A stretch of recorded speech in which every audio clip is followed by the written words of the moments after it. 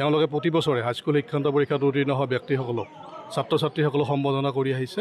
এই ক্ষেত্ৰত আমাৰ গাঁও উন্নয়ন সমিতিৰ লগতে আমি বিশিষ্ট ব্যক্তিসকলে সহযোগ কৰি আহিছোঁ আৰু ছাত্ৰ ছাত্ৰীসকলে যাতে ভৱিষ্যতে এজন সুনাগৰিক হৈ এজন সামাজিক দায়বদ্ধ ব্যক্তি হিচাপে পৰিচয় দি নিজৰ জীৱনত সফল হ'ব পাৰে, সেয়ে উদ্দেশ্য।